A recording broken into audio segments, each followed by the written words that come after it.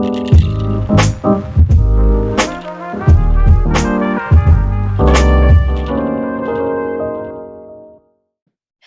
everyone. Welcome to Candid, where we talk to everyday people about their relationship struggles and what they learned, but most importantly, how they moved forward. So I'm really happy to welcome our guest, Raven, today. And I do have a little quote from something she wrote that will tell us the topic of today's discussion. But first, let me welcome Raven. Hello, how are you this morning? Hi, Emmy. Thank you for having me.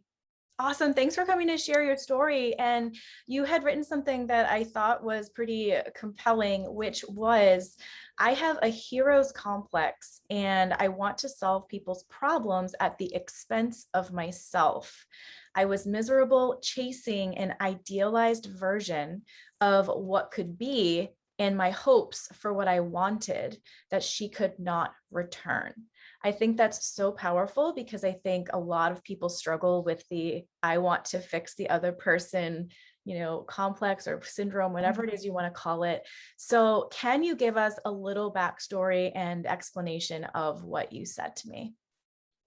Definitely. You reading that back to me, it makes my heart tug. It tugs on my heart. And I just, I was in love with someone, I was madly in love with someone who had just lost her wife. And so she wasn't in a place in the mind or, in her spirit or in her heart to be emotionally invested in someone else. I think she was still grieving, and one of my things with trying to save people, um, people are very complicated, and I think we can all agree on that, right?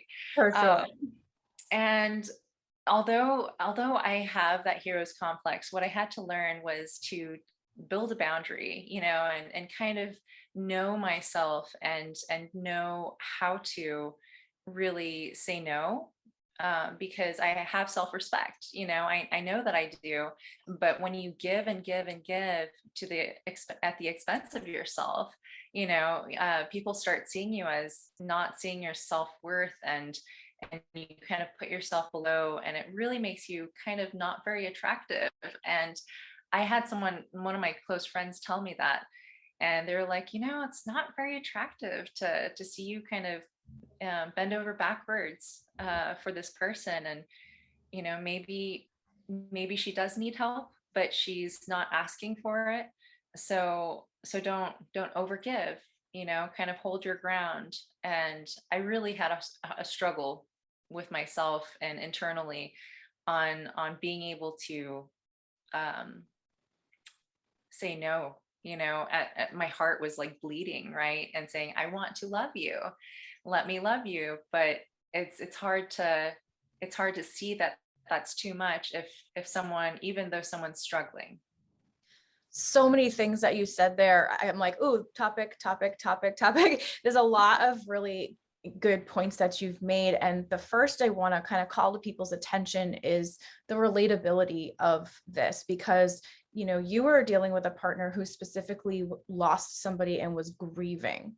But this could also apply to anybody who has had some kind of trauma or experience in the past and they're still dealing with that, or maybe they're still processing it. So I sometimes refer to it as, their emotional baggage. So I think it's super important to call attention to if you are with a partner who still seems to be sorting through anything from the past, whether it's a loss or an experience, then setting boundaries, like you said, is so key. Because if you're an empathetic person and you are a very giving person, I can see how it would be really easy to lose yourself and your own self-care and even identity in trying to help and save that other person. Would you say that that's kind of the bucket you fell into? 100%.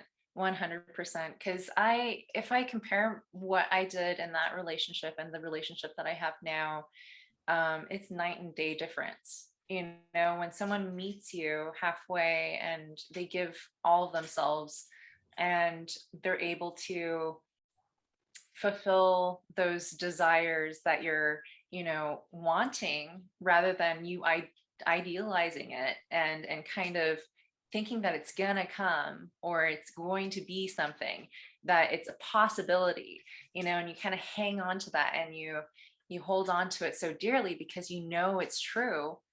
um it's not real, it's just not. And I had to really swallow that, and I was like, it was so hard, to kind of deal with that.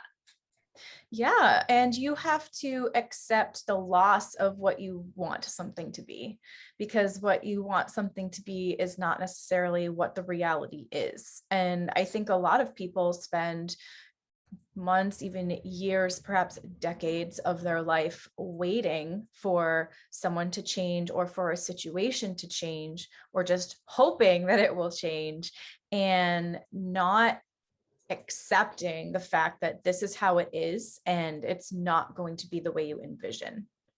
Oh my So, gosh, that's so true. yeah. So, what are some of the things, just so people can get a sense, what are some of the specific feelings you struggled with when you were kind of stuck in that situation? Yeah. So self-worth, my self-worth kept depreciating, and I was really depressed. I don't know how many times I've cried over that relationship in particular. And it wasn't necessarily even a relationship, it was like, it was, but it wasn't, because it was hopeful, and it was, you know, um, it wasn't real. So like, to me, it was a shock. I think that's one of the biggest things, was I had to get myself to realize what it was, and the struggle in doing that it was heart straining, Sure. and yeah, breathtaking, in the sense that I would cry to the point where I would lose my breath. um it's a loss, it's a grief, grief, it's going through grief and mourning and loss. Yeah, and you had mentioned something about like neediness and being seen as needy, or even maybe acting and feeling needy. And what I think is important to pull out here and differentiate is the difference between having needs, which is completely healthy, versus when you start on that downward spiral of losing your self-value, and then all of the other things that come with it, like feeling depressed, feeling unworthy, feeling anxious, and all of the things that come with feeling like I'm not enough, essentially. That leads to maybe behavior of neediness because you're not getting your needs fulfilled.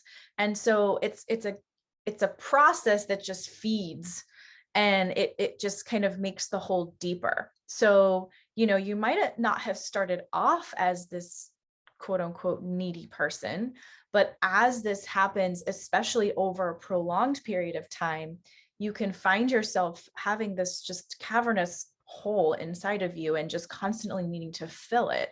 Or at least that's my experience of it in the past. I don't know if that resonates with you at all. I think that totally hits it right on the nail. I didn't realize that it was the hole that was creating the hole, Right. right? and Right. and not receiving what I was asking for.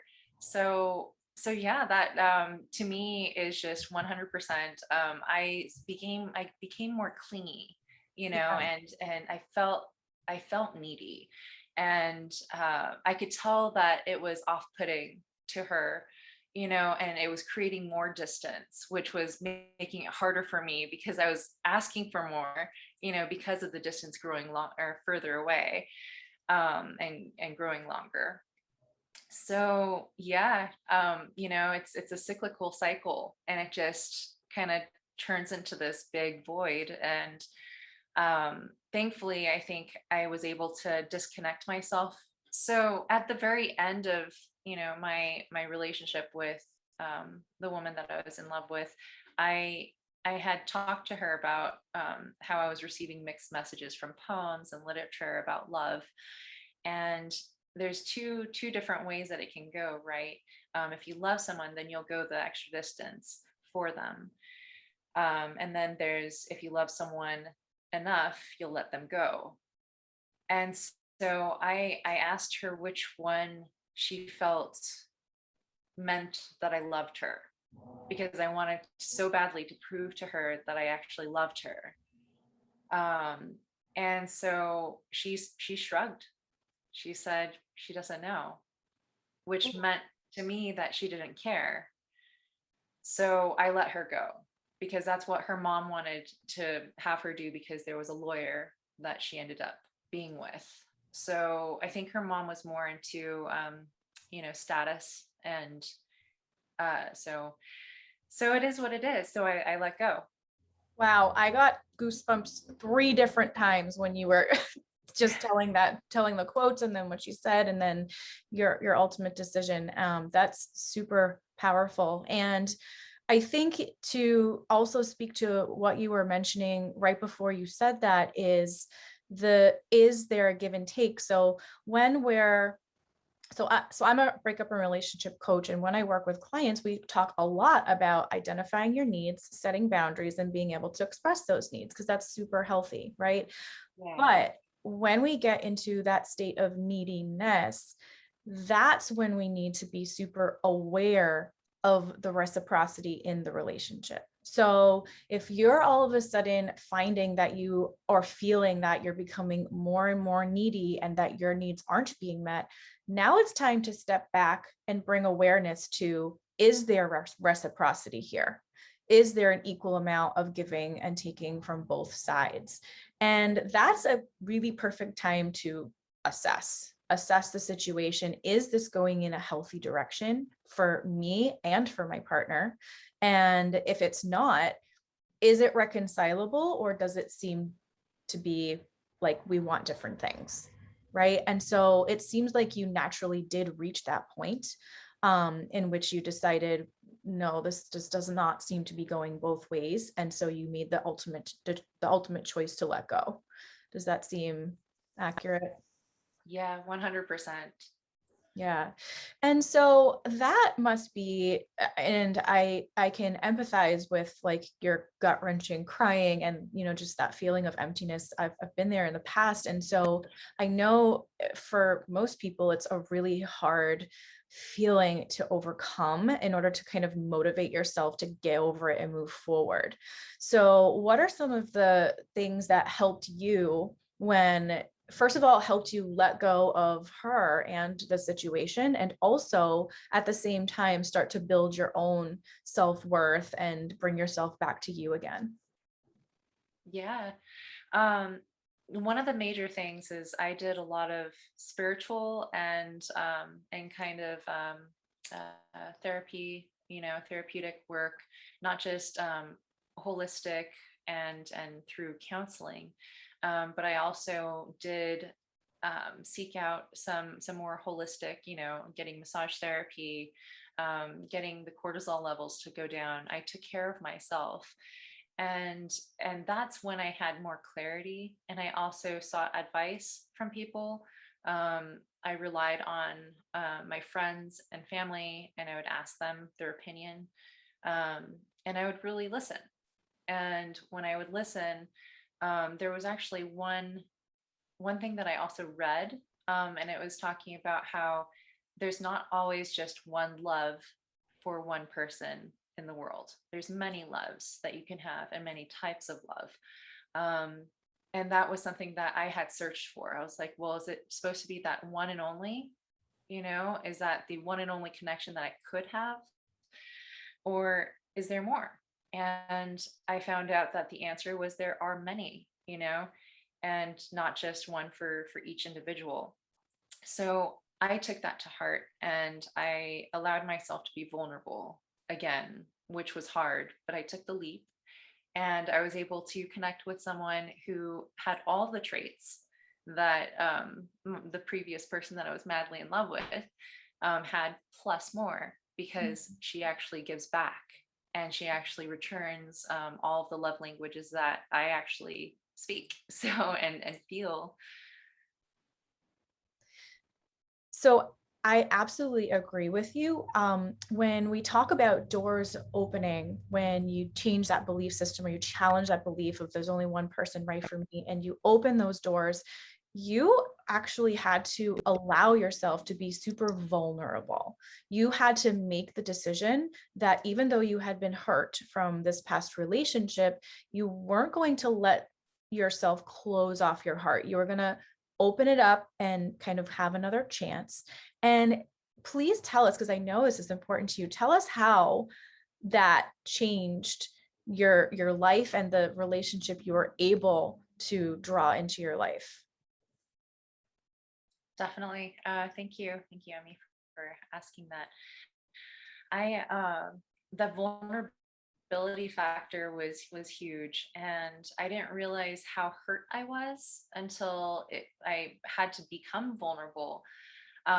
Because opening up my heart like that was so hard. But I'm so glad that I did, because when I did, I met someone who was able to contribute the care and the softness and the concern and the relatability, that I wouldn't have had otherwise. And my current girlfriend Laura just really meets me where I need, and fulfills those desires that I had been seeking for, and sought after, within someone who wasn't willing to give those to me. And so by receiving it, it makes me feel cared for, and it fills that hole, and it's not even a hole, right? I mean, initially, right, it's you're yourself, but then when you're asking for something and then you don't get it back, it diminishes yourself, or it makes it seem like yourself is diminished. And so it creates this, it makes it look like there's a hole that you have to fill, and it's that cyclical cycle. But when it's met, it's this solidarity that brings you closer, and this unit that forms within that relationship. And that's what's happening with Laura and I don't think that we could be more solid, and we're constantly discovering that we can be more solid, by being there for each other when we ask each other, and by listening to each other, and hearing each other when we say to each other that something is important, and we try to give that back. So yes, thank you for sharing that, because that sense of support, right, when you're asking for something and your partner sees you, understands, and doesn't dismiss what you're saying, it makes you feel heard, seen, and understood, and most importantly, of course, accepted. And so when you have that interaction on a regular basis, then you probably, and I don't know if this is true for you, but you probably find yourself having less and less needs as it goes on, just because it just becomes supportive and natural. Is that kind of how you've evolved, I would say, in your Yeah, relationship? I would definitely agree with that. Both, I think Laura and I constantly tell each other, like, I didn't think that this was possible, to find someone who could meet those needs, or, validate each other to the point where we feel pretty confident, that no one else is going anywhere, and that we feel safe. We feel heard, we feel loved, and it's one of those things where I still can't believe that this is what it is, but I believe it. She tells me every day, and I tell her every day. So we show each other through our body language, and through our, words, and words of affirmation. And Yeah, and this is so significant for anybody who might be struggling like right now. Maybe they're watching and they're in a situation where they're fearful that they won't find someone else. Or I've had multiple people say to me, like, I will never be able to love again, or I will never be able to trust someone again. And so when you're in that spot, you obviously you're in like a very hurt spot, right? But once you start to do the work and the healing and the growth required to have that mindset that you will at some point be able to open up again. It's okay if you're not there right now, but that it is available to you if you are able to do the work and you yourself are able to be vulnerable again and open yourself up again. Because it's a really tough place to be, but I think it's important to keep that vision in front of you as maybe like a goal or something to take small steps towards. Yeah, and one of the things that I did was I wrote down all of the things and traits and attributes that I wanted in someone that I could see myself being with for the rest of my life. And as soon as I did that, it built a vision, a goal, that I was trying to achieve. And that helped me get my headspace out of the past. Mm. And it helped me start changing my mind frame. Yes, yes, always looking forward at what you want and who you want to be versus what happened in the past and who you were and how much you were hurting is also definitely a good strategy for helping to move forward incrementally. So I know that you have done a lot of personal growth over the years, and it's led you into this area of kind of holistic healing. And what are you doing now that is helping you and other people thrive in this capacity? Definitely. Thank you. I am a licensed massage therapist for one. I started to learn how to do Reiki. So I was doing that on myself for a while. I do want to get back into Reiki, but licensed massage therapy is my main profession right now. And I work at two spas, and I have my own office that borders a chiropractor and an acupuncturist. She also does some non-invasive tuning of the acupressure points and acupuncture points. But I started a benefit corporation called Revive Their Bodywork, and it centers around self-care and the possibility of being able to have everyone afford it. So we're utilizing insurance and leveraging our medical director to be able to do referrals and write referrals for prescribed reasonings to be able to access those insurances or insurance claims, and reducing the price. And also we split an hour's treatment into like, 4, maybe 5 treatments, so that you can actually be seen for problematic areas, and we hyper focus on maybe just the neck, the shoulders, maybe just the legs, the feet, the arms, the hands, and we'll segment it, and you'll be able to be seen multiple times throughout the month, for those shorter durations, and it would be affordable and attainable for most people. And I'm really excited to kind of launch this, and that's going to be very soon. Yeah, that is super exciting. I also super support and have practiced my whole life lots of different modalities of kind of alternative healthcare and more holistic healthcare. So that is super exciting to know that there are going to be avenues to make it more affordable and attainable for people who might not otherwise be able to do it if it's not covered by their insurance, for example. And so I also wanted to just point out, and I know that you feel the same way, like the importance of helping your physical body when you're emotionally struggling and healing, because your emotions create chemicals, they actually change your physiology. And so you mentioned cortisol, and for people who don't know what that is a hormone that's produced when you're stressed. And so if you are enduring this long-term, just constant stressed out state, then that means you're producing all of these chemicals inside of your body as well. And so until you physically manage dissipating those, and they're always present, they're constantly stimulating your nervous system into kind of your fight or flight response, right? So it's like go, go, go, go, go, go, go, but we're not meant to stay there. We're also meant to come down from that. And so can you speak to how the modalities that you use actually help people to reduce their stress levels and those chemicals in their body?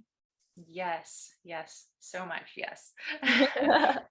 So, especially with massage therapy, right? Any kind of holistic, really, but massage therapy in particular, lymphatic flush, and trigger point therapy, we get buildup within our body and we hold it in certain areas of our body.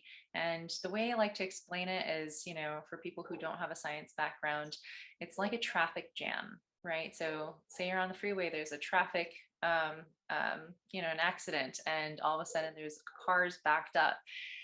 Those cortisol levels and stuff, and also other neurochemicals within your body can get jammed within a certain area in your body, especially the hips for a lot of emotions. And so, if you release those hip areas, and if you really think about all the stress, it is in your hips, right? Because we're walking, we're holding up our torso, our head weighs a bunch. We hold that big brain of ours, right? I guess like it's a bowling ball, actually, isn't it? It's what? Isn't it about like the weight of a bowling ball? Oh, yeah, Which yes, is yes. heavy. If you think about last time you've been bowling, like, damn, your head is a significant Yeah. amount on this little spine, right? Yeah. Yeah, it's our human bodies are pretty incredible. Um, Also a fun fact. So I guess to finish that thought process, Yeah. when we do the lymphatic flush, it actually gets it moving and it unblocks and actually opens up those pathways so that those neurochemicals can pass through and cycle through the system, and our system's able to digest itself and kind of like break down everything, all the hormones and all the chemicals, um, and it goes through the liver, the kidneys. Our entire system, right, is that digestive tract, and we're able to really just flow the blood the way that's meant to flow, without any obstructions. And that's what I do. I help relieve pain and also aches, and flush the body um, of those trapped neurochemicals and neurotransmitters and hormones. But also a fun fact, that not very many people know, is that when we cry, when we actually have tears that are from emotions, our teardrops actually hold a ton of neurochemicals. And so the cortisol levels, and dopamine and serotonin, if we have an excess of those hormones in our body, we actually expel them if we cry. So when we cry, we feel relieved because we're actually Oh, cycling and yeah, and detoxing. right. That's super fascinating. And I think I had heard something like that. So to clarify, it means that your tears of happiness and your tears of joy, if you were to kind of dissect those molecularly, are going to have um, a different structure than tears that are shed from sadness or depression or anger. Is that true? Hmm. Yep. Yeah, which is super fascinating. And so I love that idea of reducing congestion in your body and getting your blood and your flushing out the toxins. And that in turn, if I understand correctly, also just helps your energy flow as well. So it's not only your blood and your lymphatic system, but it's like it releases these points of stress and your energy can flow as well, which is also a huge piece of it because sometimes, when you think about it, when you're becoming relaxed from a massage, what happens to your breathing? It slows down, right? And so a lot of people will do breath work to help reduce stress. And that just kind of naturally happens when you go into that relaxing state, right? Hmm. Yeah. And I'm a science nerd, if you can't tell, Raven. So for Yay. anybody that doesn't know, so your cells make energy because of oxygen. So oxygen is required for them to make energy. And so when you change your breathing pattern and you slow it down, you take those nice deep breaths, it allows the oxygen to come in. Your cells can then make energy to repair and heal. So it seems like you're doing a combination of things to really create that physical, but also emotional healing. Definitely. Yeah. So where can people find you if they want to connect with you online? Yeah. So Revive Their Bodywork Inc. is our official business, registered title, and we have a doing business as a DBA of Revive Their Bodywork and Revive Their Body Lounge. The lounge is something that we're crowdfunding for as we speak. And so we're going to be hopefully launching that in December as a kind of New Year's grand opening for everyone to be able to go and relax. And that's going to be an infrared sauna and float tank and hyperbaric oxygen chamber. So you spoke about oxygen and how it energizes your body. And that's one of those things that we'll be able to provide for people. That's going to be not in a hospital setting, because a lot of hospitals utilize them, but also medical spas. And we do have a medical director that will supervise, and it'll speed up the healing process, because with the pressure, I don't want to get too in depth about Yeah, no. oxygen chambers, but Basically oxygen is right. It like forces oxygen into your cells, kind of, it right? does. It has a different pressurization. So because it enhances the way that your body intakes the oxygen, all of your cells and tissues, including your bone and blood, all can actually soak up the oxygen, and it intakes it. So there's really cool sciencey stuff about hyperbaric oxygen chamber if you guys are interested in looking into it. Yeah, awesome. And I'll put also your links in the description of the video so people can easily find you. Very good. Well, thank you so much for sharing your insights and for also sharing your personal story, because I know that sometimes even when we move forward and we heal, when we talk about things, sometimes it can bring up some things from the past. So thank you for coming and sharing that so candidly. And for anybody who is watching, please remember to subscribe to the channel to get new videos. We've got a lot of great interviews coming up, and like and share this video with anyone you think would help. And we will see you next time.